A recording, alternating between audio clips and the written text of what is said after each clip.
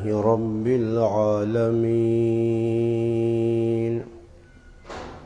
والصلاة والسلام على أشرف الأنبياء والمرسلين وعلى آله وأصحابه أجمعين أما بعد فأعوذ بالله من الشيطان الرجيم بسم الله الرحمن الرحيم لقد كان لكم في رسول الله أسوة حسنة قال الله تبارك وتعالى في مقام آخر إنا عرضنا الأمانة على السماوات والأرض والجبال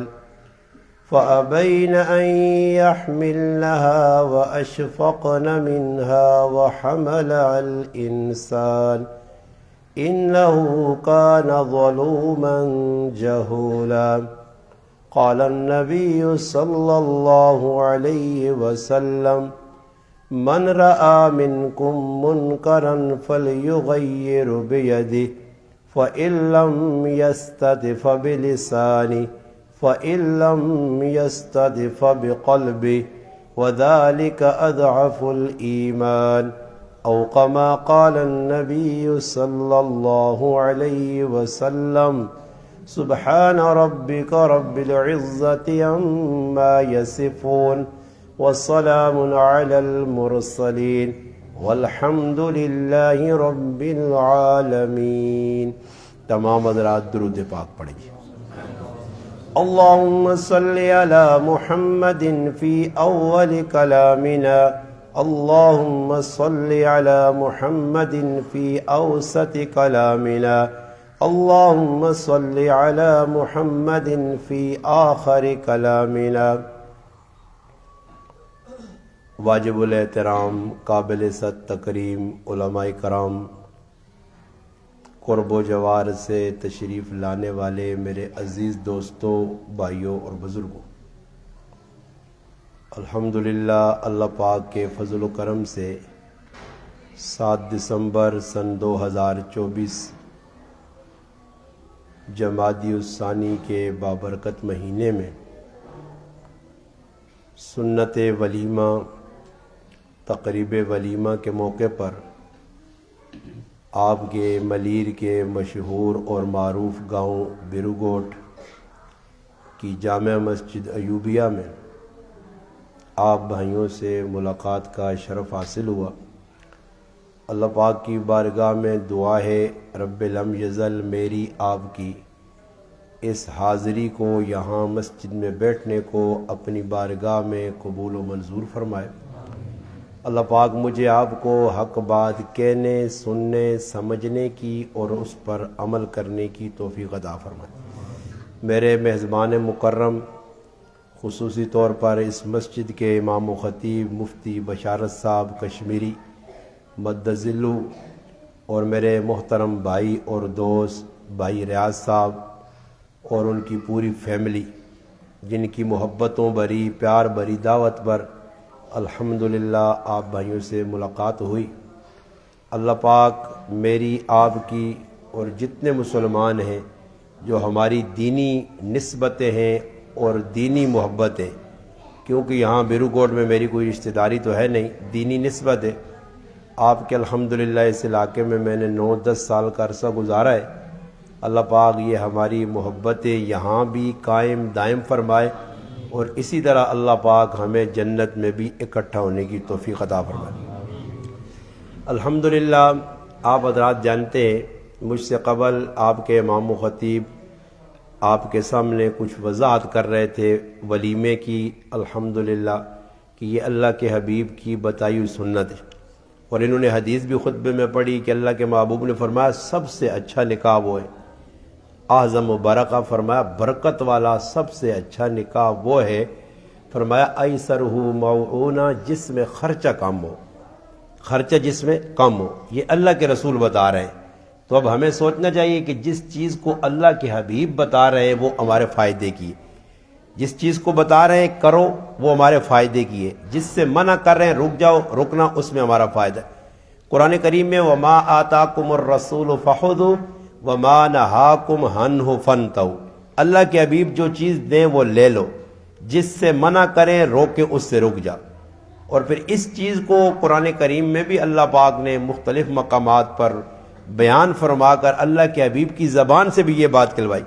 سنن ابن ماجہ حدیث کی کتاب ہے، اس کی پہلی روایت میں یہ ہے کہ اللہ کے محبوب فرماتے ہیں جس چیز کا میں کہوں امرتکم اس کو کرو، فخذوا وما نہیتکم عنہ فانتہوا جس سے روکو رک جاؤ۔ بس ہم اتنا کر لیں کہ جو اللہ رسول چاہتے ہیں وہ کر گزرے، جس سے روک دیں اس سے رک جائیں، بس اس کا نام ہے اطاعت، اسی کا نام ہے بندگی، اسی کا نام ہے ماننا۔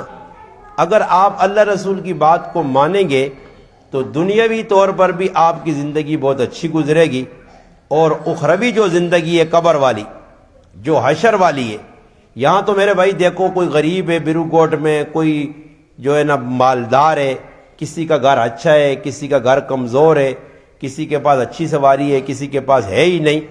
یہاں کا معاملہ اور ہے، یہاں تو آدمی نرمی گرمی گزارے گا، مگر قبر میں جانے کے بعد اگر آپ کے علاقے کا کوئی سردار ہے، کوئی وڈیرا ہے، ہاں بلوچوں میں سرداری ہے اور سندھیوں میں وڈیرا پن ہے، اور ہمارے ہاں جو ہے نا پنجابیوں میں چھاچھوں میں ملک صاحب، خان صاحب، اپنے اپنے علاقے ہیں۔ تو یہاں کا کوئی وڈیرا ہے نا، قبر میں جانے کے بعد وڈیرے کی وڈیرا شاہی اس کی ختم۔ جیسے یہاں کا غریب ہے بیرو کوٹ کا، اس کی 2.5 گز کی قبر ہے، یہاں کے خان کی، مالدار کی، یہاں کے چودھری کی، یہاں کے وڈیرے کی، سردار کی قبر بھی 2.5 گز۔ کیا خیال ہے جی؟ کسی بڑے کی قبر بڑی تو نہیں ہے؟ تو پتہ یہ چلا کہ قبر میں جا کے ہم سب برابر ہو جاتے ہیں۔ کسی خان صاحب سے، کسی ملک صاحب سے، کسی چودھری صاحب سے ایک غریب نے کہا، لڑائی لگ پڑی اور لڑائی میں بات آگے بڑھی، اس نے کہا تیرے پاس ہے کیا؟ اس نے کہا تیری میری زمین تو برابر ہے۔ غریب نے کہا، وڈیرے کو غصہ آ گیا، سردار کو شرم نہیں آتی ہے؟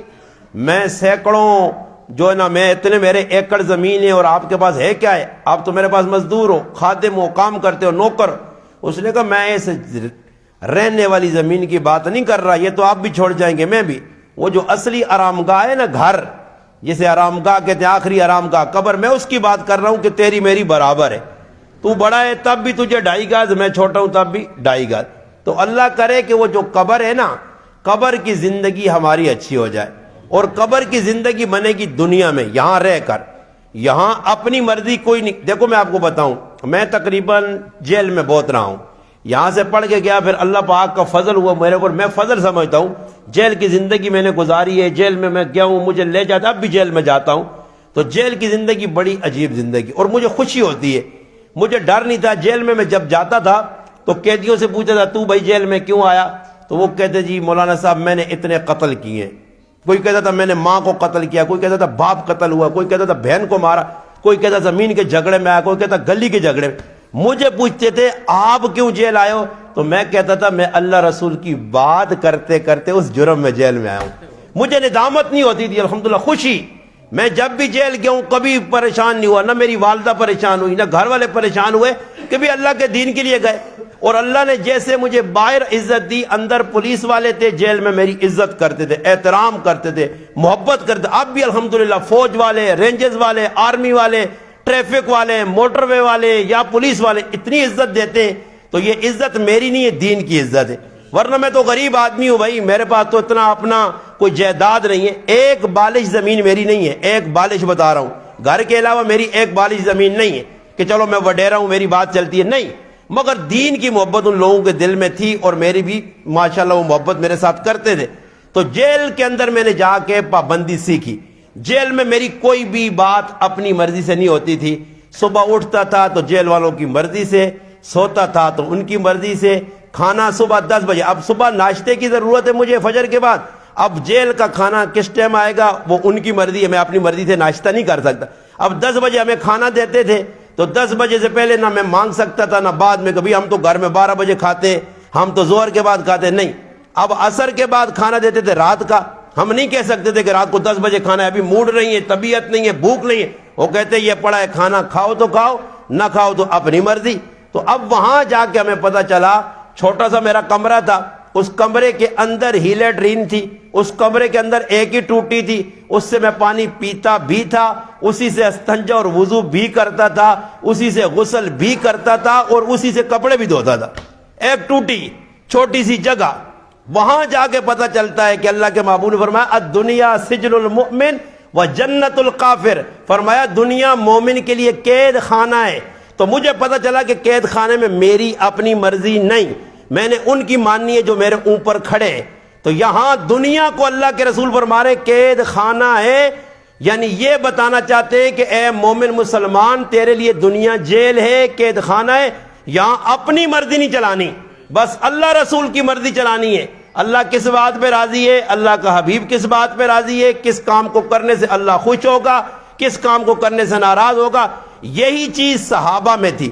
آج کے مسلمان میں اور صحابہ میں یہ فرق ہے کہ وہ کسی بات کا انکار تو تصور میں نہیں ہے نا، صحابہ کسی بات کو ٹالتے نہیں تھے، جو اللہ کے حبیب نے بتایا وہ کر گزرے۔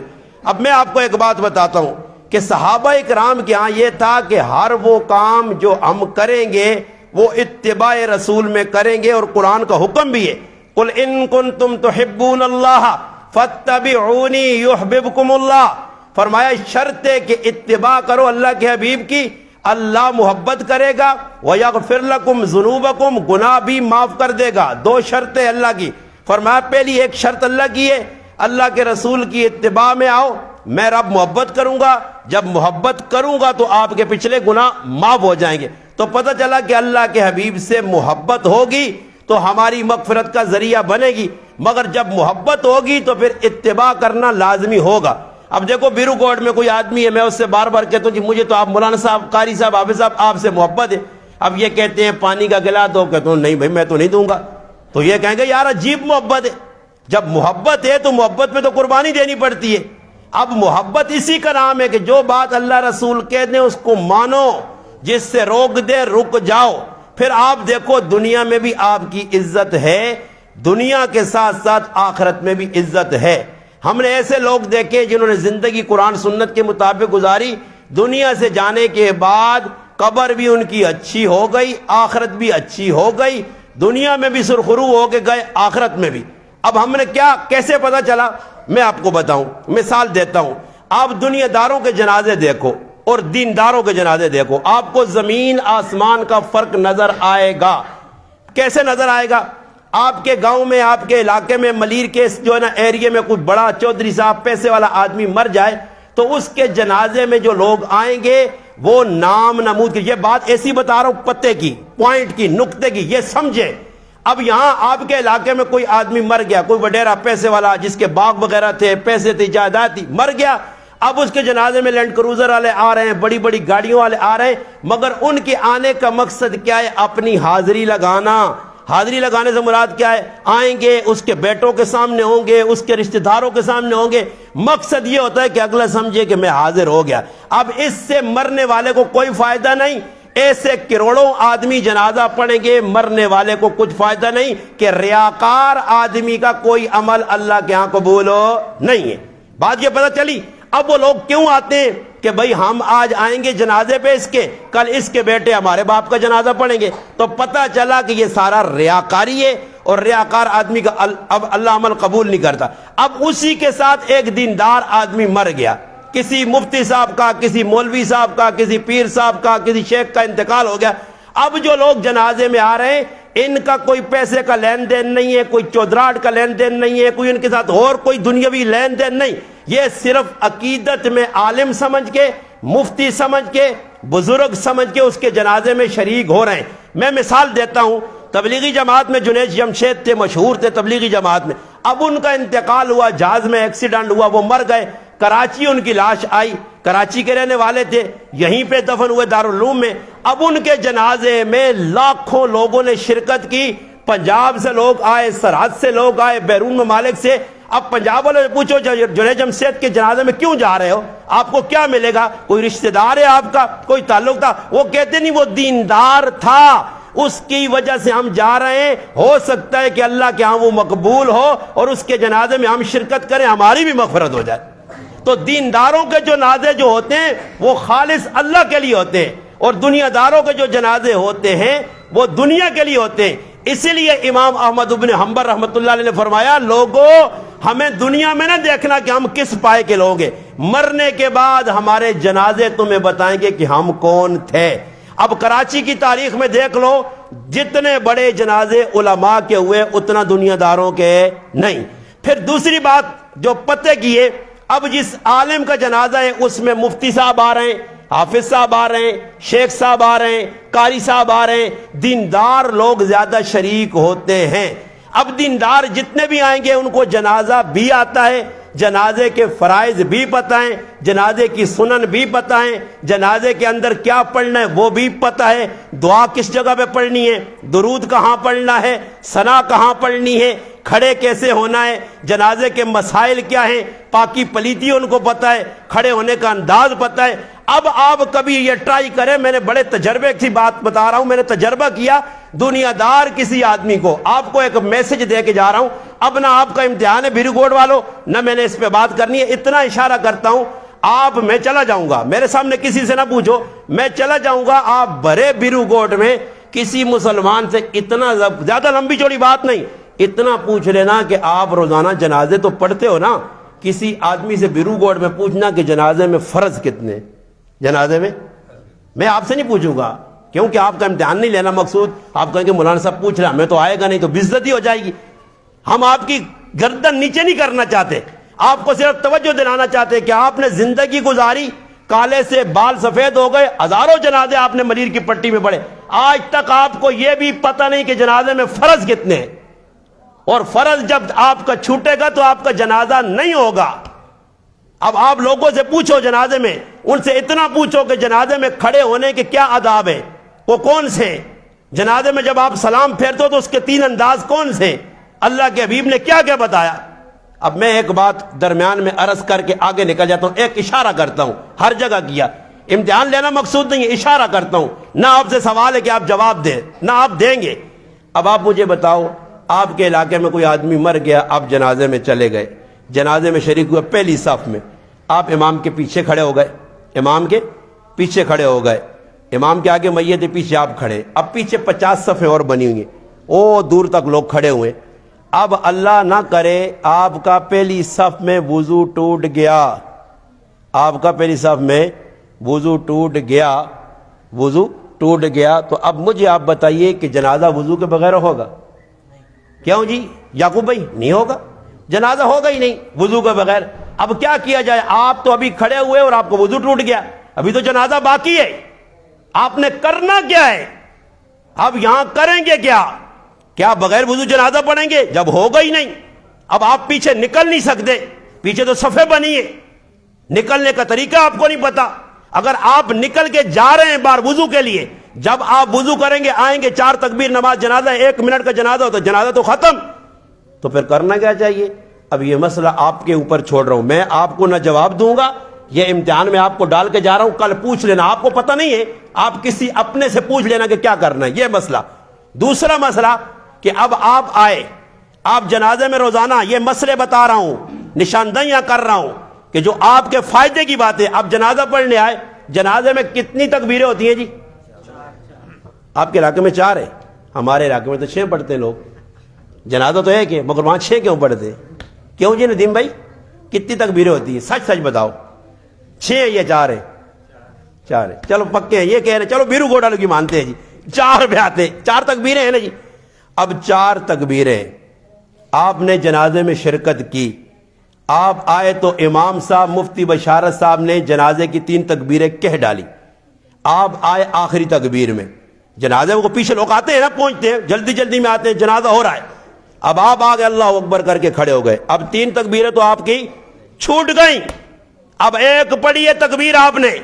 ہاں آپ بیرو گوڈ میں دیکھو گے، سمو گوڈ میں دیکھو گے، یہاں جنازوں میں لوگ کیا کرتے، جس کی 3 تکبیریں چھوٹی، 1 تکبیر چھوٹی، یوں ہی سلام امام نے پھیرا وہ بھی ساتھ میں۔ مفتی صاحب تکبیریں کس درجے میں ہیں جی؟ یہ آپ کا مفتی صاحب بتا رہا ہے، کس تکبیریں کیا ہیں؟ فرض ہیں۔ تو جب آپ کا فرض ساقط ہو گیا تو آپ کا جنازہ ہوگا؟ نہیں ہوگا۔ یہاں سے مسئلہ خراب ہوتا ہے، لوگ باتیں تو بڑی کرتے ہیں، मौलवी क्या है, मुल्ला को क्या पता है? मुल्ला को वो पता जो तुझे नहीं पता, मुल्ला को वो पता जो आपको नहीं पता। मुल्ला ने 8 साल जो है ना बाल हमने भी धूप पे जो है ना बिल्कुल सफेद नहीं किए, हमने भी 4 दिन मदरसे में लगाए, हमें उस्तादों ने बताए। जब आपको इतना नहीं पता जनाजे रोजाना पढ़ते, ये तो जनाजे की बात, हम गुस्ल पे बात करें, नमाज पे बात करें, मसाइल पे बात करें, हुकूकुल्लाह हुकूकुल इबाद पे बात करें, अकायद क्या है ये हम आपको बताएं। ये इतनी तफसील है, ये पता ही किसी को नहीं। जब आप जनाजे में आए, तकबीरें 4 थी फर्ज, 4 रक्तों के कायम मकायम थी। अब जब आप आए तो तकबीरें 3 छूट गई, आपने सलाम फेरा, आपका जनाजा नहीं हुआ। अब अदा करने का तरीका मैं आपको आसान बता देता हूं कराची वालों, ताकि आप आइंदा ये गलती ना करें। जब आप आए, आपने देखा जनाजा खड़ा है, तकबीरें 2 हो चुकी हैं, 3 तकबीरें हो चुकी हैं। यूं ही आप आगे खड़े हुए, इमाम ने सलाम फेरा, आप एक तकबीर में शामिल हुए, 3 तकबीरें अभी आपकी बाकी हैं। अब आपने सलाम नहीं फेरना, सलाम फेरा, आपका जनाजा फासिद हो गया, जनाजा आपका हुआ नहीं। अब तरीका क्या है कि आपने हाथ बांधे हुए, अब एक तकबीर है पहली, जो पहली तकबीर है अव्वल, उसके बाद हम सना पढ़ेंगे, फिर दूसरी तकबीर के बाद दुरूद पढ़ेंगे, तीसरी तकबीर के बाद दुआ पढ़ेंगे। बच्चा बच्ची की अलग है, बड़ों की अलग है। अब देखिए आपने क्या करना है, ये 3 दुआएं हैं मसनून। अगर आप जनाजा सलाम फिर आप खड़े अभी तकबीर के बाद सलाम के बाद आप शुरू कर रहे हैं दुआएं, इसमें तो लगेगा वक्त, मजमा टूटेगा, पीछे लोग भागेंगे, मैयत को उठाएंगे।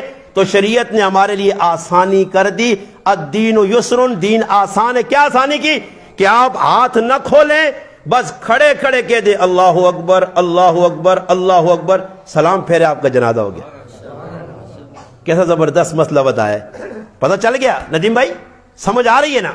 ये मसला है, ये मैं नहीं छेड़ता, मैं इशारा कर रहा हूं। इतना तक लोगों को नहीं पता कि नमाज जनाजा में क्या चीज फर्ज है, क्या सुन्नत है। इसलिए मैं कह रहा हूं कि आप इसको सीखने की कोशिश करें। ऐसे ही शादी के मामले में जब आएंगे, बात शादी की है, सुन्नत वलीमा। अब सुन्नत वलीमा किसे कहते हैं? जैसे कि मैंने कल भी आपको वहां अब चौकी में इशारा किया था कि हमने वो काम नहीं करना जो खिलाफ शरी हो। अल्लाह के हबीब ने जो बताया, वलीमा सबसे बड़ा, 11 निकाह थे। अब आपको मैं वलीमा बताता हूं, इशारा कर देता हूं अल्लाह के हबीब की 11 शादियों में वलीमे कैसे थे। अगर सारी तफसील बताऊं तो 2 घंटे हमें चाहिए, मैं इशारा करता हूं बात ताकि जल्दी खत्म हो जाए। नबी अलैहिस्सलातु वस्सलाम गज़वा खैबर में गए यहूदियों के खिलाफ जिहाद के लिए, वहां जिहाद हुआ। जिहाद के बाद यहूदी कुछ मारे गए, कुछ पकड़े गए। एक सरदार था, हुई बिन उख्तब उसका नाम था, उसकी बेटी थी हजरत सफिया रजी अल्लाह ताला अन्हा, सरदार की बेटी थी। उसका जो खामिन था वो भी वहां मुकाबले में आया और मुसलमानों के हाथों कत्ल हो गया। उसका बाप भी पकड़ा गया। अब रह गई बेटी, खामिद मर गया। मुसलमानों ने हजरत सफिया को गिरफ्तार कर लिया। गिरफ्तार करने के बाद जब जिहाद खत्म हुआ तो अब तकसीम हो रही है कैदियों की, ये कैदी फलां साहबी को दिया जाए, ये फलां को, ये फलां को तकसीम हो रही है। हजरत सफिया सरदार की बेटी थी। हुआ क्या कि जब तकसीम हुई तो सहाबा ने फरमाया, अल्लाह के हबीब ये सरदार की बेटी है, बड़े की बेटी है, ये वडेरे की बेटी है, आप ऐसे कर लें कि इससे निकाह कर लें, शादी कर लें, आप रख लें। अल्लाह के हबीब ने हजरत सफिया को अपने पास बुलाया। बुलाने के बाद हजरत सफिया को कलमा पढ़ाया, वो मुसलमान हो गई। मुसलमान होने के बाद अब ये सोचना जरा, यहां रियाज भाई ने शादी की, हमें खुशी है, अल्लाह जज़ा खैर दे, मगर आपके बलोचों, सिंधियों, पठानों, ये नहीं है कि सिर्फ बलोचों में, हर कौम में 4-4 दिन, 5-5 दिन, 10-10 दिन शादियां लगी हुई हैं। ओ भाई, शादी टोटल 10 मिनट का काम है। बस शादी क्या है, फलां की लड़की फलां के निकाह में दे दी गई, आपने दे दी, आपने कबूल कर ली। इसमें यह शर्त भी नहीं है। आपके बलोचों में भी मुल्ला ये करते हैं, मौलवी ये करते हैं, 3-3 मरतबा, मुफ्ती साहब बैठे, जो बात गलत होगी काटे मुझे, 3 मरतबा दूल्हे से, सालुक से पूछना जरूरी नहीं है। कबूल है, कबूल कुता, छोड़ दे भाई, कबूल कुता हो गया ना, अब क्या करेगा, उसको रस्सी डाल के खींचेगा। बस कह दिया कबूल है, कबूल हो गया। एक दफा कहना, बस खत्म, बार बार पूछना।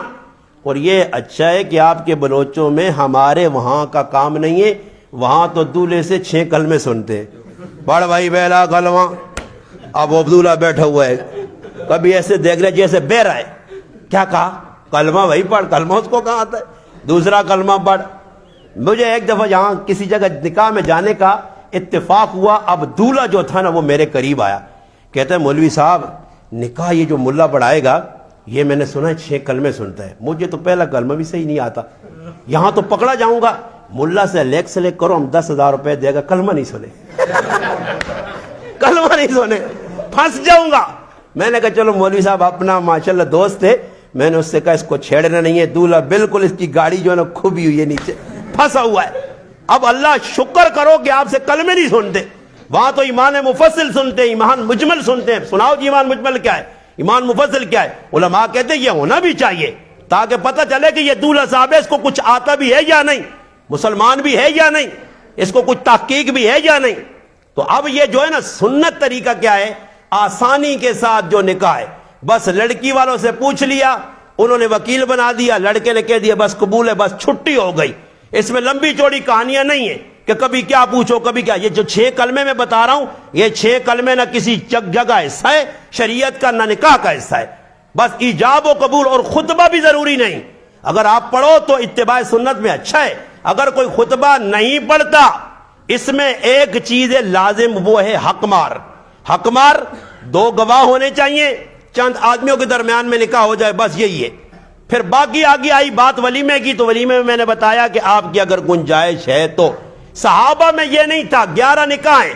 اب اللہ کے حبیب نے یہاں تو 10 دن نکاح میں شادیوں میں لگ گئے, تیاریاں ہو رہی ہیں, اب لکڑی کا سامان بناؤ. اب ریاض بھائی نے, غلام علی نے شادی کی, میں جب یہاں تھا تو انہوں نے عائشہ گارڈن میں پلاٹ لیا, پھر بناتے رہے. غلام علی شادی ہو رہی, صبر کرتے کرتے شکر ایک بھائی کی شادی ہو گئی. پھر اللہ کا فضل ہے ابھی ایاز پر امید ہے اس کا نمبر 3 لگے گا انشاءاللہ. اب وہ اس کو پتا ہے, ریاض آگے بیٹھا ہوا تھا, اب یہ پریشان تھا ریاض کا شادی کب ہوگا, پتہ نہیں, اس نے دل سے دعا مانگی, ریاض کا شادی بھی ہو گیا. اب اسامہ کا اور انشاءاللہ ایاز کا اکٹھا کریں گے, تو امید لگ گئی ہے نا. مگر ہے کیا ہے کہ رسموں کی وجہ سے ریاض کی عمر بڑھ گئی, اسامہ کی. اب اسامہ کا جو ہے نا, اسامہ کی جو عمر ہے, اسامہ سے چھوٹی عمر کے ہمارے گاؤں میں لڑکوں کی شادیاں ہو چکی ہیں. میرا جو سب سے چھوٹا بھائی ہے اس کی عمر اسامہ سے بھی کم ہے, اور اس کے 2 بچے. مگر ہمارے ہاں رسمیں نہیں ہیں, شرائط نہیں ہیں. اب میں آ رہا تھا, میں نام نہیں لیتا, میرے ساتھ اس دن بھائی تھے, بلوچی ہیں, دوست تھے ہمارے, وہ کہہ رہے تھے ہمیں تو شرائط میں یہ شرط ہے بلوچوں کی, اتنا سور ہونا چاہیے. اللہ کی قسم یہ فضول کام ہے, یہ شریعت کا حصہ ہی نہیں ہے, یہ دولہے پہ ظلم ہے, زیادتی ہے, یہ گناہ ہے. اس سے ہم بچیں بھائی. یہ کس کتاب میں لکھا ہے؟ اگر آپ میں کسی میں جرت ہے, کسی پیر بزرگ میں, مولوی میں دکھائے, کہاں لکھا ہے؟ یہ شرط ہے ہی نہیں نکاح کی. یقین مانے میری شادی ہوئی, میں نے کل بھی آپ کو اشارہ کر دیا, اتنا خرچہ, میرا کوئی سونا مونا نہیں تھا, نہ سور مانگا سسرال والوں نے, نہ میں ساس کے گھر میں گیا, نہ کرسی پہ بیٹھا, نہ ہار پہنے, نہ سہرا پہنا, نہ میں نے کوئی گانا باندھا, کچھ بھی نہیں. بس نکاح ہوا مسجد کے اندر, میں اپنے گھر آ گیا, دلہن کو لے کے وہ آ گئے شام کو. میری ہمشیرہ ایک ہی میری بہن ہے, 5 ہم بھائی, ایک بہن ہے, اس کی شادی ہوئی. ہم نے اپنے جو ہے نا داماد جو تھا اس سے کہا بھی اپنے ہمارے گھر میں نہیں آنا, نہ عورتیں آئیں نہ مرد, کچھ بھی نہ آئے, ہم اپنی بہن کو خود چھوڑنے آ جائیں گے. ہم 3-4 بھائی تھے, ایک چچا زاد بھائی تھا, عشاء کی نماز کے بعد بہن کو اپنے جو ہے نا داماد کے گھر چھوڑ کے آ گئے, بس چھٹی. اب یہاں کیا ہے, دلہن آ رہی ہے, 15 عورتیں اس کے ساتھ آ رہی ہیں. اب یہ رسم ہے. اللہ کے حبیب نے اپنی بیٹی کو حضرت فاطمہ الزہرا رضی اللہ تعالیٰ کو رات کو رخصت کیا. رات کی تنہائی میں ام ایمن پیدل چلا کے لے گئیں. اللہ کے حبیب کے گھر میں اعلیٰ قسم کے گھوڑے تھے, قیمتی گھوڑے. اگر اللہ کے حبیب چاہتے تو اپنی بیٹی کے لیے اللہ سے کہتے تو رب تعالیٰ اپنے محبوب کی محبت میں جنت کے گھوڑے بھیجتے کہ فاطمہ جنت کی عورتوں کی سردار ہے, اسے جنت کے گھوڑوں پہ بٹھا کے لے جایا جائے. مگر گھر کا مطالبہ نہیں. اب سیرت نافع رحمت اللہ علیہ نے سیرت علی لکھی ہے, اس میں لکھا ہے کہ حضرت علی کا مکان کچا تھا, دیواریں ٹوٹی ہوئی تھی, دیواروں سے خشک مٹی نیچے گرتی تھی, وہاں کوئی کچن کا نظام نہیں ہے, ٹیل مارگل کا نظام نہیں ہے, ڈسٹمبر اور یہ رنگ چونے کا نظام نہیں ہے. بس مقصود تھا کہ شادی ہو جائے. شادی بیٹی کی ہوئی.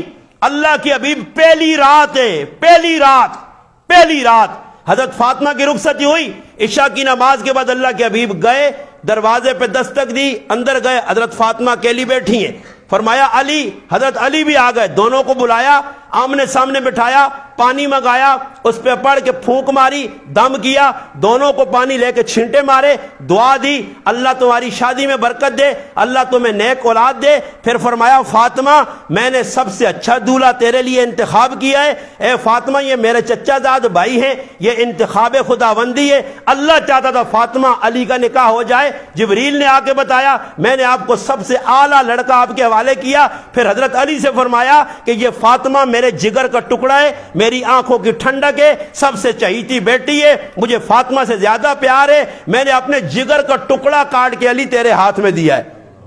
بس یہ بات کی اور اللہ کے حبیب گھر آ گئے۔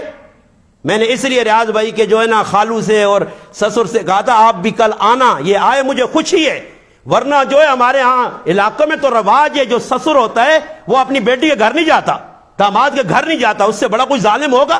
اللہ کے حبیب صلی اللہ علیہ وسلم دن میں 3-4 چکر اپنی بیٹی کے گھر لگاتے تھے، حال احوال پوچھتے تھے، نواسوں کا پوچھتے تھے، زندگی کے بارے میں پوچھے بیٹی کیسی زندگی گزر رہی ہے۔ بھائی بیٹی کے ساتھ محبت یہی ہے، بھائیوں کی بہن کے ساتھ محبت یہی ہے۔ اب ریاض بھائی کے خالہ زاد بھائی اپنی بہن کے پاس نہ آئے، یہ تو ظلم ہے، زیادتی ہے۔ آنا جانا رشتہ داری اسی کو کہتے ہیں، صلہ رحمی یہی ہے، محبت یہی ہے آپس میں۔ تو میں بات عرض کر رہا تھا اللہ کے حبیب واپسی آ رہے ہیں، حضرت صفیہ کے ساتھ راستے میں نکاح ہو گیا۔ اب بتاؤ کسی آدمی نے یہاں سے کوئی ملیر جائے اور ملیر سے واپس آتے ہوئے کبھی سنا ہے کوئی نکاح کرے گا؟ تصور بھی نہیں ہے۔ اللہ کے حبیب نے نکاح کر لیا۔ حضرت خالد بن زید رضی اللہ تعالی عنہ جن کا نام ابو ایوب انصاری سے مشہور ہے، وہ فرماتے جب رات ہوئی تو حضرت فاطمہ حضرت صفیہ کو اللہ کے حبیب نے خیمہ لگایا، خیمے میں بٹھایا تو میں پہرا دینے کے لیے کھڑا ہو گیا۔ میں نے کہا یہاں یہودی ہیں، اب یہودیوں کے گاؤں میں اللہ کے حبیب اسی نگد جگہ پہ نکاح کر رہے ہیں۔ کہتے ہیں جب صبح ہوئی تو میری تلوار کی چھنکار کی آواز اللہ کے حبیب نے سنی اور مجھے دعا دی۔ کون ہے؟ ابو ایوب ہوں، پہرا دے رہا ہوں۔ کہتے ہیں صبح ہوئی تو ہم انتظار میں تھے کہ اللہ کے حبیب نے اگر اپنی گھر والی کو پردہ کروایا تو سمجھو نکاح بھی ہو گیا، یہ اللہ کے حبیب کی گھر والی ہے، یہ آپ کی منکوح ہے۔ فرماتے ہیں صبح ہوئی تو اللہ کے حبیب نے نیچے گھوڑے پہ بٹھانے کے لیے اپنے جو ہے نا یہ ٹانگ مبارک رکھی، حضرت صفیہ نے یہاں پاؤں رکھا اور گھوڑے پہ بیٹھی، تو ہم سمجھ گئے۔ اب انتظار میں تھے ولیمہ اللہ کے حبیب کیسے کریں گے؟ اب آپ کے ہاں کیا ہے، یہ ولیمے کے لیے بہت خرچہ کرو۔ کہتے ہیں ہم انتظار کر رہے تھے، یوں ہی اللہ کے حبیب نے ایک جگہ گھوڑا روکا، سامان رکھا، صحابہ سے فرمایا تمہارے پاس کھانے کو کچھ ہے؟ ایک صحابی نے کہا جی خمیر میرے پاس ہے، دوسرے صحابی نے کہا کھنجور میرے پاس ہے، تیسرے صحابی نے کہا جی میرے پاس ستو ہیں، چوتھے صحابی نے کہا فلاں چیز کھانے کو۔ فرمایا سب کھانا لے آؤ۔ اب سب کھانا لایا، دسترخوان پہ رکھا، صحابہ اکرام بیٹھ گئے، فرمایا یہی صفیہ کا ولیمہ ہے، کھا لو۔ یہ ہے آسان نکاح، اہتمام نہیں ہے۔ اب یہاں کیسے ہو سکتا ہے؟ آج اگر ریاض بھائی بیروح کوٹ والے سے کہتے ہیں کہ مسجد میں آنا ہے مگر اپنا اپنا کھانا ساتھ میں لانا ہے، تو مجھے امید ہے کہ میں اکیلا ہی ہوتا، آپ لوگ نہ آتے۔ کیا خیال ہے؟ کون کھانا لاتا ہے؟ یہ تم تو کھانے کے لیے آتے ہیں، ہم تو انتظار میں ہوتے ہیں کوئی مرے تو تب۔ یہ موقع ہے، مسلح اس ٹائم نہ مسلمان، اس کا موت کے ساتھ، خوشی کے ساتھ، ہر چیز کے ساتھ کھانا ٹچ کیا ہوا ہے۔ کھانے کے بغیر کوئی تقریب منعقد نہیں ہوگی۔ یہاں اللہ نہ کرے کوئی گھر بنا رہا ہے نا آپ کے بیرو گوٹ میں، اگر وہ گاؤں والوں کو بلاتا ہے جی آؤ جی دعا خیر کریں، بسم اللہ کریں، مفتی بشارت صاحب دعا کروائیں جی گھر بن رہا ہے، تو دعا خیر کے ساتھ مجھے ایک آدمی نے پوچھا، میں نے کہا دعا خیر کا معنی پتہ ہے آپ کو؟ کہتے ہیں نہیں۔ میں نے کہا آپ دعا خیر سناؤ، جو جب مکان بنتے ہیں تو مولوی صاحب آتے ہیں تو آپ لوگ کیا پڑھتے ہو؟ کہتے ہیں مجھے تو کچھ نہیں پتا، ہم تو صرف ہاتھ اٹھاتے ہیں، بس ایسے منہ پہ پھیر لیتے ہیں۔ میں نے کہا میں آپ کو دعا خیر بتاتا ہوں جو ہوتی ہے نا، آپ نے دیکھو کہ دکان بنی، وہاں آیا ایک آدمی کینچی سے کاٹا، وہ پھیتا کاٹا، پھر کھڑے ہو گئے۔ میں نے کہا دعا خیر آپ کو بتاتا ہوں، یہ سارا دعا خیر کا خلاصہ لو بالرواب نچوڑ، یہ ہے دعا خیر۔ یہ کیا ہے؟ یہ اگر مٹھائی نہ ہو، شیرنی نہ ہو، بریانی نہ ہو، باپ رسیاں ڈال کے ان کو لاؤ، دعا خیر۔ یہ کہ بھاگ بھائی ادھر کو کھانا پینے نہیں، یہ کیسی دعا خیر ہے؟ تو پتہ چلا کہ غمی ہے، خوشی ہے، دکان کا افتتاح ہے، ہر کام میں مٹھائی لازمی ہے۔ اور کدھر آپ سیرت سے بتا دو. میں انشاءاللہ چیلنج پہ، یہ پہلا چیلنج نہیں ہے، پورے پاکستان میں دنیا کو میں چیلنج کر رہا ہوں. میرے الحمدللہ بولتے ہوئے مجھے 2009 سے اب تک کم از کم 15 سال ہو گئے. کوئی ایک ثابت کر کے بتائے دور صحابہ میں کسی نے مکان بنایا، اس نے بریانی بنائی، اس نے کھانے تیار کروائے. صحابہ کھانے کب بناتے تھے؟ حضرت عمر رضی اللہ تعالیٰ عنہ کا قرآن ختم ہوا، صحابہ کو جمع کیا، دعا کی، اب اونٹ کاٹا، سب کو کھلایا. ولیمہ تھا، جتنی ضرورت تھی اتنا کھانا کھلایا، زیادہ نہیں. اب ایسے نہیں ہے کہ بھائی جتنا صحابہ کے بعد، اب دیکھیے جس صحابہ نے جتنا کھانا رکھا تھوڑا بھی کھانا ہوگا، ضروری نہیں ہے زیادہ ہو. اور اللہ کے حبیب کے گھر میں 100 بکریاں ہر وقت ہوتی تھیں. صحیح بخاری اور دیگر حدیث کی کتاب میں 100 بکریاں تھیں. جب 101 بکری ہوتی، بکری نیا بچہ دیتی، اللہ کے حبیب اپنے صحابی سے، اپنے خادم سے، چروائے سے کہتے کہ ایک بکری کاٹ دو، مہمانوں کو کھلانی ہے. ایک بکری، 100 بکریاں جس حبیب کے گھر میں ہوں، اللہ کے لاڈلے کے گھر میں ہوں. اگر اللہ کے حبیب 50 بکریاں کاٹ دے تو کوئی مشکل تھا، مگر اللہ کے حبیب نے ایسا نہیں کیا تاکہ میرے غریب امت کے لیے مشکل نہ بن جائے، یہ لازمی نہ ہو جائے. اس لیے آپ نے بھی جب شادی کرنی ہے، اگر گنجائش ہے تو بھائی کھانا کھلاؤ، گنجائش نہیں ہے تو پھر میرے بھائی ضروری نہیں ہے. میں نے آپ کو اپنی مثالیں دی، صحابہ کی کئی مثالیں موجود ہیں. ایک صحابی تھے کعب بن ربیع رضی اللہ تعالیٰ عنہ. اللہ کے حبیب نے فرمایا کعب تو شادی کیوں نہیں کرتا؟ فرمایا اللہ کے حبیب شادی تو کرنا چاہتا ہوں مگر میرے پاس تو مار دینے کے لیے بیوی کو کچھ بھی نہیں ہے. اللہ کے حبیب نے حضرت ابو بکر صدیق سے فرمایا اس کے ساتھ کوئی تھوڑا تعاون کرو. تعاون ہو گیا، حق مار ضروری ہے، تعاون کرو. صحابی نے تعاون کیا، اب نکاح ہو گیا. اللہ کے حبیب نے فرمایا ولیمہ، فرمایا ولیمے کے لیے تو میرے پاس کچھ نہیں ہے. اللہ کے حبیب نے فرمایا فلاں خاندان میں جاؤ، ان سے کوئی ایک بکری دیں. انہوں نے بکری دی. فرمایا اللہ کے حبیب نے بکری آ گئی ہے، اب اس کو کاٹو، بناؤ، لوگوں کو کھلاؤ. فرمایا اللہ کے رسول ہمیں تو کھانا بنانا نہیں آتا. چلو بھائی. اللہ کے حبیب نے فرمایا حضرت عائشہ کے پاس لے جاؤ، ام المؤمنین کے پاس لے جاؤ، وہ کھانا بنا کے دے دے گی. اب کوئی گلہ نہیں، پتہ یہ چلا کہ نہیں ہے تو نہیں ہے. 3 دن تک فاقے، 4 دن تک فاقے.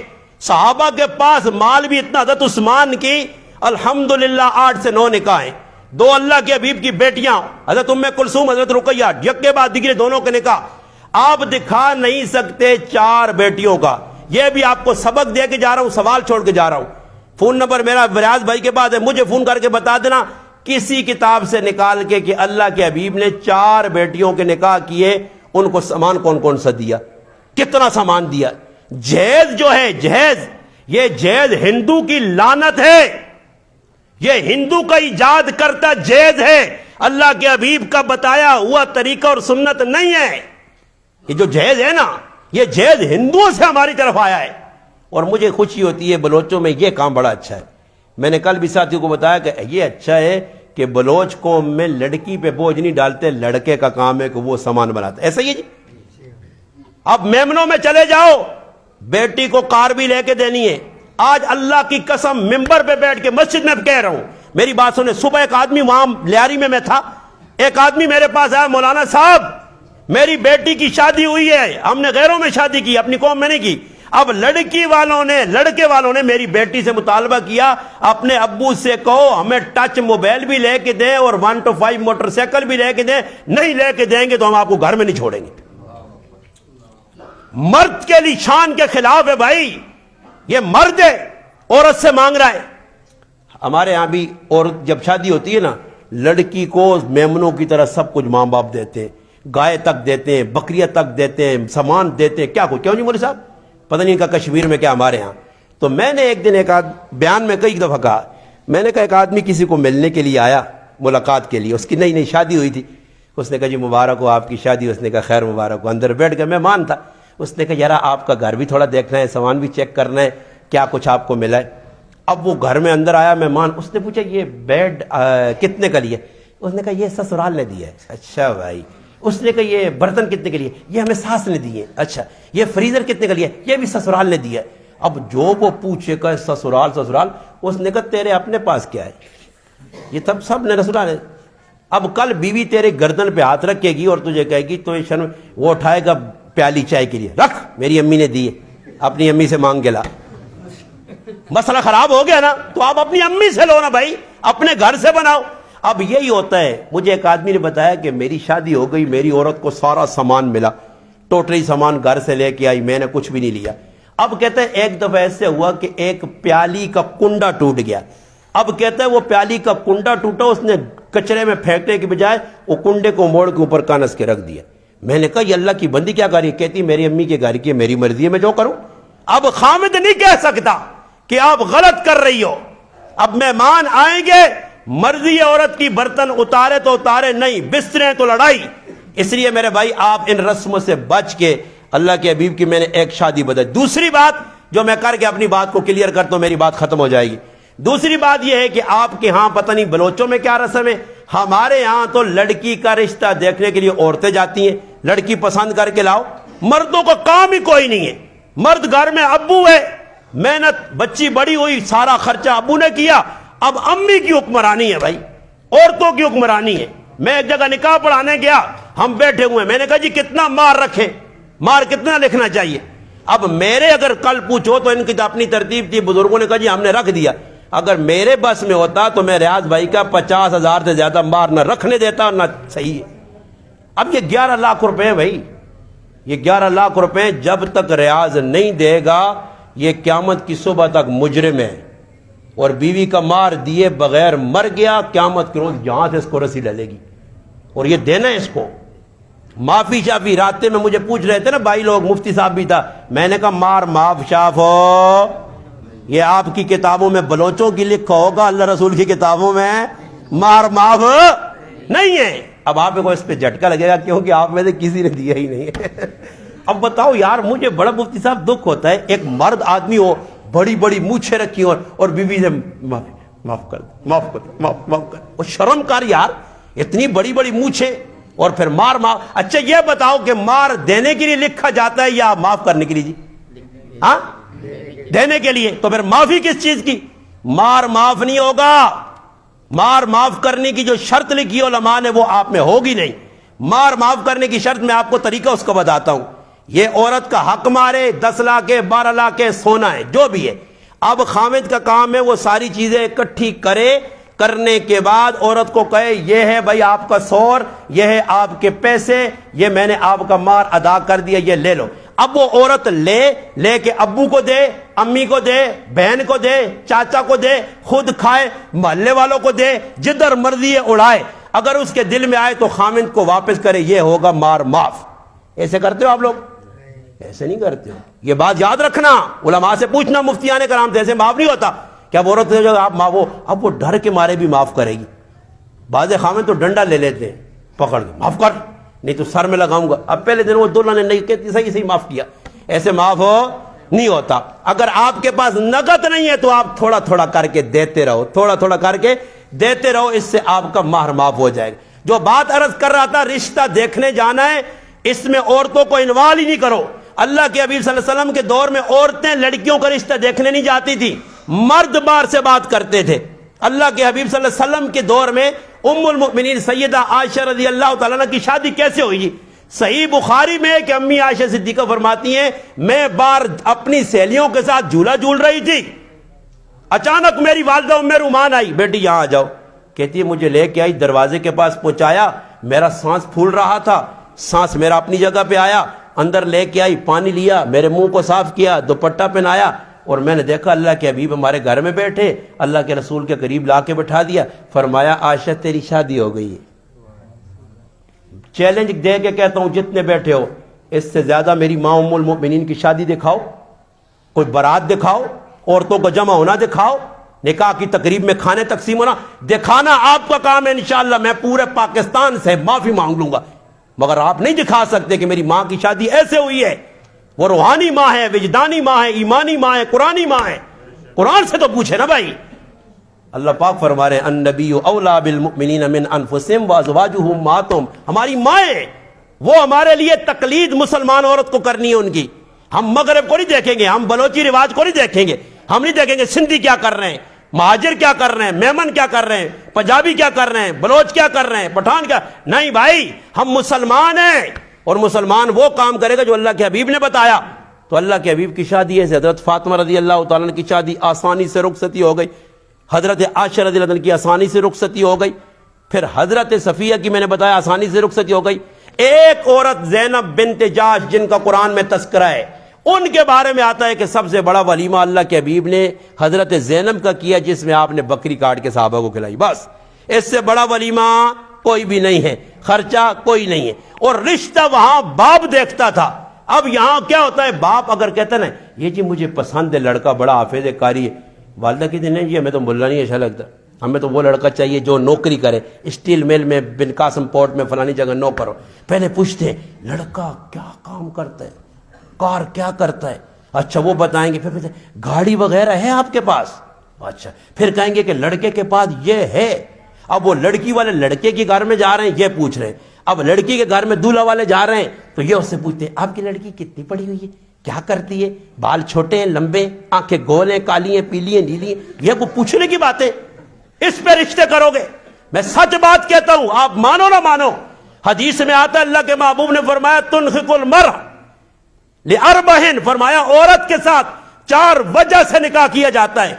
پہلے کیا دیکھا جاتا ہے، فرمایا اس کا جمال دیکھا جاتا ہے، اس کا حسن دیکھا جاتا ہے، حسب نسب دیکھا جاتا ہے، پیسہ دیکھا جاتا ہے، یہ ساری چیزیں دیکھی جاتی ہیں۔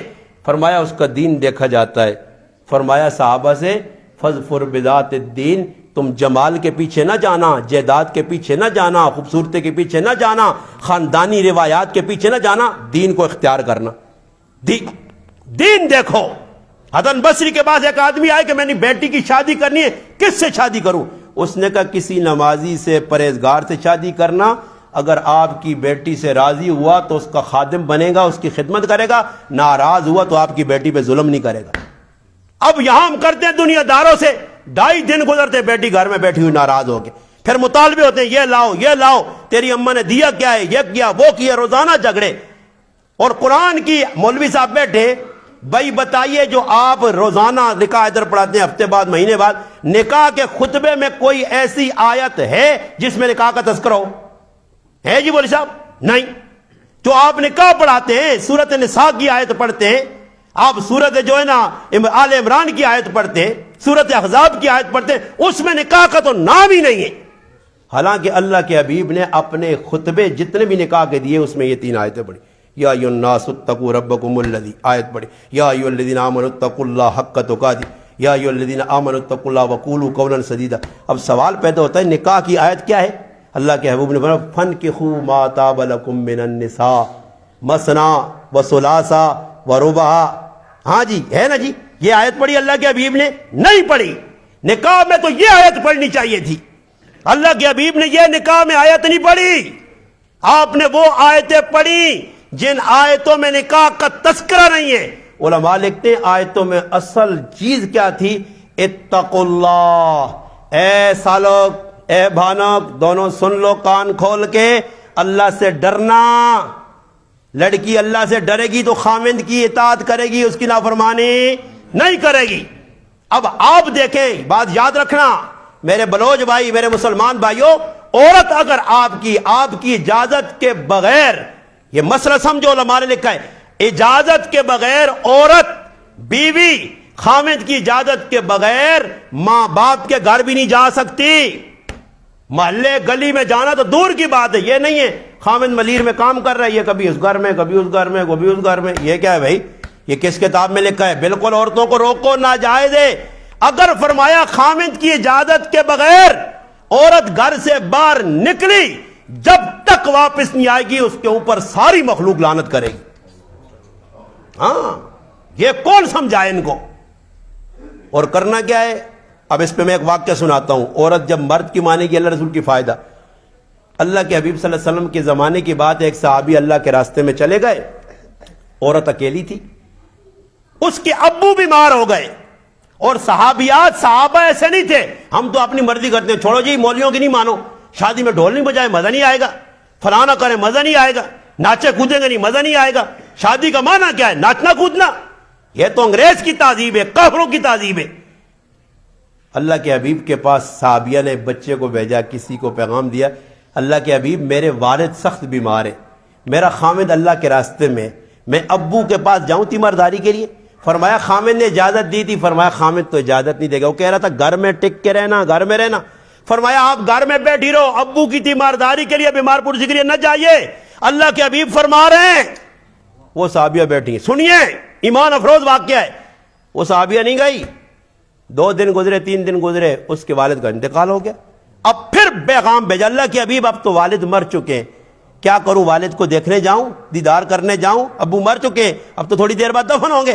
فرمایا خامد کی اجازت؟ فرمایا نہیں۔ فرمایا ابو کے گھر نہیں جا سکتی، ابو کے گھر نہیں جا سکتی۔ وہ صحابیہ نہیں گئی۔ اگر آج کی عورت ہوتی، کیا خیال ہے؟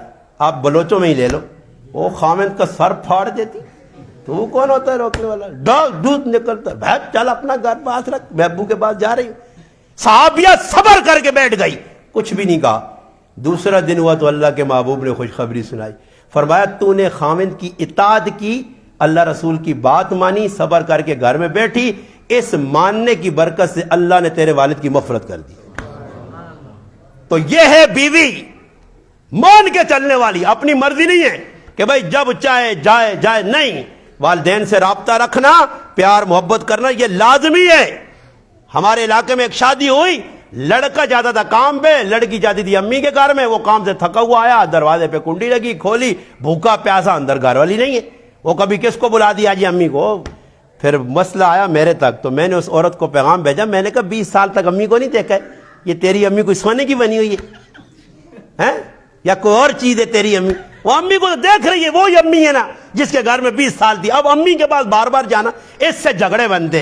اس لیے ہمیں چاہیے کہ اللہ کے حبیب کی سنت پہ عمل کرے۔ میری ماں پہ تہمت لگی، اللہ کے حبیب کی اجازت سے، اللہ کے رسول میں پریشان ہوں، اپنے ابو بکر کے گھر میں جا سکتی ہوں؟ فرمایا جائیے، پوچھے بغیر نہیں گئی، پوچھ کے کام کیا۔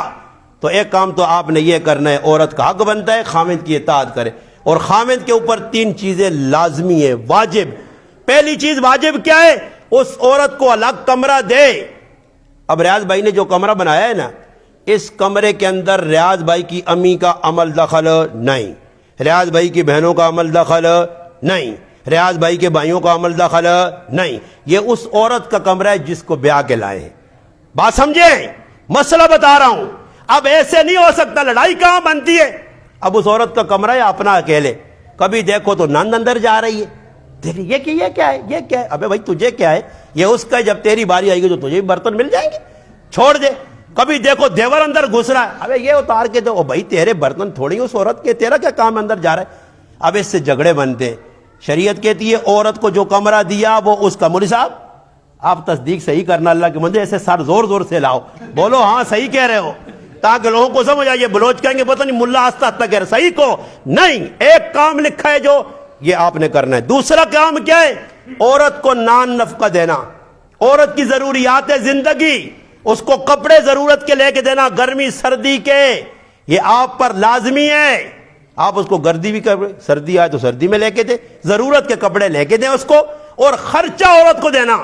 عورت کے اوپر خرچہ کیا ہے؟ اس کو یہ نہ ہو کہ جو ہے، کبھی ایسے بھی ہو جاتا ہے کہ خامد اور بیوی میں لڑائی کیا ہوتی ہے، ایک آدمی تھا جو کماتا تھا عورت کو دیتا تھا، عورت پوچھی تھی تیرے پاس خرچہ ہے؟ کہتا میرے پاس ہے۔ اب وہ کھاتا تھا نسوار، تھوڑی دیر گزری بیٹی سے کہتا تھا میرے پاس نسوار کے پیسے نہیں، امی سے کو 10 روپے دے۔ امی کہتی تھی ابھی تو کہہ رہا تھا تیری جیب میں پیسے کدھر گئے، لڑائی لگ پڑتی۔ سارے بیوی کو نہیں دینے چاہیے، اور آزادی بھی نہیں دینی چاہیے کہ وہ کھلا نہیں، ضرورت کا خرچہ دے، تاکہ وہ امی آئے، ابو آئے، چاچا آئے، کوئی رشتہ دار آئے تو وہ اس کی خدمت کر سکے۔ اب اس کو کوئی چیز کھانی ہے ضرورت کے مطابق، ایسے بھی نہیں کرنا۔ اب میں گیا تھا راولپنڈی پروگرام کرنے، وہاں جھگڑا ہو گیا شادی میں، پتہ چلا کہ شروع میں جو سالک نیا خوشی میں جوش میں ہوتے ہیں، بیوی کو روزانہ پیزا کھلاتا تھا۔ پیزا سمجھتے ہو؟ پیزا بڑی خطرناک چیز ہے، یہ پیزا کے چکروں سے نکلنا ہے آپ نے۔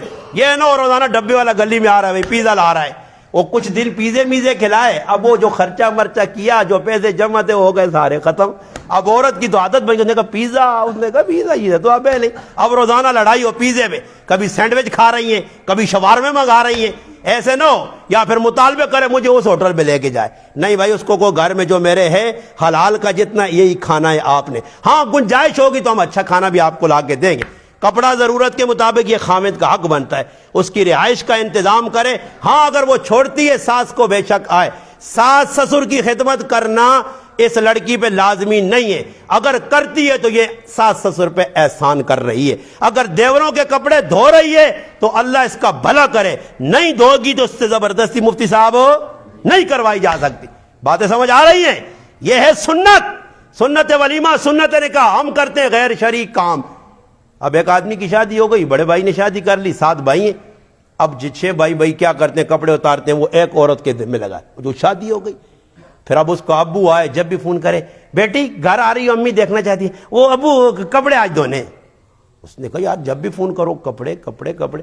اب وہ آیا، اس نے کہا بھئی ہم نے آپ کو بیٹی دی ہے، کوئی گائے بھینس تھوڑے ہی دی ہے، یہ کیا کر رہے ہو، اتنے کپڑے رکھے؟ امی کو بولو پہلے کون دھوتا تھا؟ یہ ذمہ داری نہیں ہے اس عورت کی۔ ہاں خاوند کی اطاعت کرنا، اس کے کپڑے دھونا، اس کی ضروریات پوری کرنا، اس کے چپل صاف کرنا، کھانا بنانا، یہ اس کی ذمہ داری ہے۔ ہمارے یہاں رسموں پہ چل دیتے ہیں، جوائنٹ فیملی جائز ہی نہیں ہے۔ اکٹھے جو رہتے ہیں نا، یہ کوئی ہم اکٹھے 4 بھائی ہیں، کس کتاب میں لکھا 4 بھائی اکٹھے رہو؟ یہی تو گناہ کبیرہ ہے جو امت کر رہی ہے۔ ارے ہم 5 بھائی ہیں، بھائی 5، اللہ کے گھر میں ممبر پہ کہہ رہا ہوں، اللہ کی قسم ہم 5 بھائی علیحدہ علیحدہ ہے، اور 5 بھائی ایسے جڑے ہوئے ہیں، کوئی لڑائی جھگڑا نہیں ہے کہ ہم علیحدہ ہوئے، شریعت سمجھ کے علیحدہ علیحدہ والدہ نے کر دیا، اپنا اپنا گھر، اپنا اپنا کام، اپنی اپنی ضروریات۔ ماں 5 کی اکٹھی ہے، ہم 5 ماں کو سنبھالتے ہیں۔ اگر ماں کی خدمت میرے گھر والی کرتی ہے، اللہ اس کا بھلا کرے، نہیں کرتی تو میں جبرن نہیں کرا سکتا، ماں میری ہے، میرا حق ہے میں خدمت کروں، اور اگر کرتی ہے لڑکی تو اس کو اللہ بھلا کرے۔ یہ باتیں سمجھ میں آئی ہیں؟ شاید ہو سکتا ہے اس سے پہلے آپ نے نہ سنی ہو، نہ کوئی آپ کو بعد میں میرے سنائے گا۔ میں پورے پاکستان میں یہی سنا رہا ہوں، اس لیے آپ بچوں کے شادیاں سنت کے مطابق کرو، اور انشاءاللہ جب سنت کے مطابق کرو گے، یہ جتنی باتیں کہی ہیں ان کو سنو بھی، سمجھو بھی، آگے پھیلاؤ بھی۔ پھر انشاءاللہ ابھی جب میں آ رہا ہوں بیرو گوڈ میں آیا تو پتہ چلا کہ وہ میں تھا تو لڑکے تھے، اب بھی کچھ لڑکے ایسے ہیں، کچھ کی جو ہے شادیاں ہوئی ہیں۔ اب شادی کا جو میں آپ کو بتاتا ہوں نا، شادی کا صحیح طریقہ تو میں نے بتا دیا، اب شادی کس عمر میں کرنی چاہیے میں آپ کو بیرو گوڈ کی مثال دیتا ہوں۔ شادی آپ نے سلمان کو دیکھا ہے؟ سلمان کو، وہ عمران بھائی کا بھانجا جو ہے سلمان ہے، سلمان نام ہے نا، سلمان کی عمر میں شادی ہونی چاہیے بھائی، بس سلمان کی عمر سے جو اوپر جا رہا ہے وہ غلط کر رہا ہے۔ سمجھ میں آئی؟ سلمان کی عمر کے لڑکوں کو شادی کر لینی چاہیے، اور اس کی شاید ہو بھی گئی ہے۔ سمجھ میں آئی؟ بس یہی مولوی صاحب یہی ہے نا، علماء نے کہا بچہ بالغ ہو اس کی شادی کر دو، گھر کو نہ دیکھو، کاروبار کو نہ دیکھو۔ ہو سکتا ہے ایک صحابی اللہ کے محبوب شادی کیے، حالات خراب ہیں، فرمایا دوسری کر لو، دوسری شادی کی، پھر اللہ کے حبیب اب تو بھوک ہے، فرمایا تیسری کر لو، پھر آئے یا رسول اللہ اب تو بڑی پریشانی ہے، اتنی پریشانی ہے کہ ایک ٹائم کی روٹی نہیں، فرمایا چوتھی کر لو۔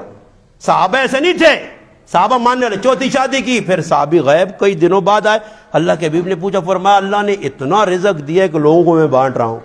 فرمایا عورت رزق لے آئی، ہو سکتا ہے عورت کی مقدر میں رزق ہو، وہ برکت والی ہو، اور ہوتی بھی ہے انشاءاللہ۔ اس لیے آپ نے سنت کو رواج دینا ہے، سنت ولیمہ ہو، سنت نکاح ہو، ہر کام جو سنت کے مطابق ہوگا اس میں برکت بھی ہوگی، اگر سنت کے مطابق نہیں ہوگا تو پھر بڑا نقصان۔ بچیوں کی شادیاں کرنی ہیں، عورتوں کو بھیجنے کی ضرورت نہیں ہے، بس جس طرح صحابہ نے کیا۔ حضرت عمر کی بیٹی تھی حضرت حفصہ رضی اللہ تعالیٰ عنہ، ان کے خاوند غزوہ احد میں شہید، یا غزوہ خیبر، غزوہ بدر میں ان کو تلوار لگی، زخم آیا، وہ بعد میں شہید ہو گئے۔ اب حضرت عمر نے دیکھا میری بیٹی جوان ہے، خاوند شہید ہو چکا ہے، تو سب سے پہلے ابو بکر صدیق کے پاس گئے، اے ابو بکر میری بیٹی سے شادی کر لو۔ فرمایا میں نہیں کرنا چاہتا۔ حضرت عثمان کے پاس گئے، عثمان میری بیٹی سے شادی کر لو۔ فرمایا میں نہیں کرنا چاہتا۔ پھر اللہ کے رسول کے پاس گئے، اللہ کے حبیب میں عثمان سے کہہ رہا ہوں شادی کر لو، ابو بکر سے کہہ رہا ہوں حفصہ سے شادی کر لو، نہیں کر رہے۔ اللہ کے حبیب نے فرمایا عمر تو اس بات پہ راضی نہیں ہے کہ تیری بیٹی حضرت حفصہ کو عثمان سے اچھا خاوند مل جائے اور عثمان کو تیری حفصہ سے اچھی بچی مل جائے؟ اب بات سمجھنا، تیری بیٹی کو عثمان سے اچھا خاوند مل جائے اور عثمان کو تیری بیٹی سے اچھی عورت مل جائے۔ فرمایا اللہ کے حبیب میں راضی ہوں۔ فرمایا عثمان میری بیٹی سے نکاح کرے گا عمر، اور میں تیری بیٹی سے نکاح کروں گا۔ کیا مجھے یہی تھا؟ اللہ کے حبیب نے فرمایا میں شادی کروں گا حضرت حفصہ سے، اور ام المؤمنین بن گئی، شادی ہو گئی، حضرت عمر خوش ہو گئے، میری بیٹی ام المؤمنین۔ بعد میں ابو بکر صدیق ملے، حضرت عثمان، فرمایا ہمیں پتہ چلا تھا ایک دن اللہ کے حبیب تیری بیٹی کا تذکر کر رہے تھے، ہم نے کہا اللہ کے حبیب شاید نکاح کرنا چاہتے ہیں اس لیے ہم نے انکار کیا، ورنہ ہم آپ کی بیٹی سے نکاح کر لیتے۔ تو باپ بات کر رہا ہے، اس میں کوئی شرم محسوس نہ کرے، صحیح ہے نا جی؟ بلوچی میں کہتے ہیں لج نہ کریں، آپ نے لج مج نہیں کرنی ہے۔ جب بھی کوئی لڑکا پسند آئے نا برو گوٹ میں، بس دیکھا یہ لڑکا اچھا ہے بھائی، کام شام بھی کر رہا ہے، نماز بھی پڑھ رہا ہے، اچھا ہے، نیک ہے، ہماری بچی کو رکھ سکے گا، اس پہ آپ نے نہیں دیکھنا کہ میں اس سے پوچھوں، بس آپ کو پسند ہے، بس فٹافٹ آپ اس کے گھر میں بھیج دو جواب، ہماری بچی جوان ہے جی، ہم آپ کی بچی آپ کے بیٹے سے شادی کرنا چاہتے، ہو جائے گی۔ اور حدیث پاک میں نبی علیہ السلام نے فرمایا اگر بچی بالغ ہو گئی اور خامد اس کا پسند آیا اور پھر بھی آپ نے لیت الحال سے کام لیا اور آپ نے سستی کی، فرمایا زمین میں جتنا فساد پھیلے گا اس کے ذمہ دار تم ہوگی۔ اس لیے ہمیں چاہیے فساد سے بچیں، بچوں کی شادیاں کریں، تو کریں گے انشاءاللہ۔ اللہ پاک سے دعا ہے اللہ آپ کو جزائے خیر دے، آپ کو اللہ عزت دے، آپ بڑے محبت کرنے والے لوگ ہیں، جب ہم یہاں تھے تب بھی محبت ہی تھی، نہیں پھر بھی رابطے بھی ساتھی کرتے رہتے ہیں، بار بار پیغام بھی بھیجتے رہتے ہیں، فون پہ بھی بات ہوتی ہے، کراچی میں آتے ہیں پھر بھی محبتیں دیتے۔ اگر محبت نہ ہوتی تو دیکھو مجھے 2009 میں آپ کے در سے چلا گیا علاقے سے، آج 2024 ہے، اس وقت میں کالی داڑھی والا آیا تھا، اکیلے آیا تھا، اب میں اپنے بیٹے کو بھی ساتھ میں لے کے آیا ہوں الحمدللہ، اب میرا بیٹا بھی ساتھ آیا، میں بھی آیا ہوں، اب میری سفید داڑھی ہو گئی ہے، مگر الحمدللہ آپ کی محبتیں تھی، میں یہاں آیا۔ اللہ کرے جیسے ہم یہاں اکٹھے ہیں، اللہ نے اجتماع کیا، آپ یہاں شریک ہوئے، اللہ کرے جنت میں بھی ہم آمنے سامنے۔ دعا اللہم صلی علی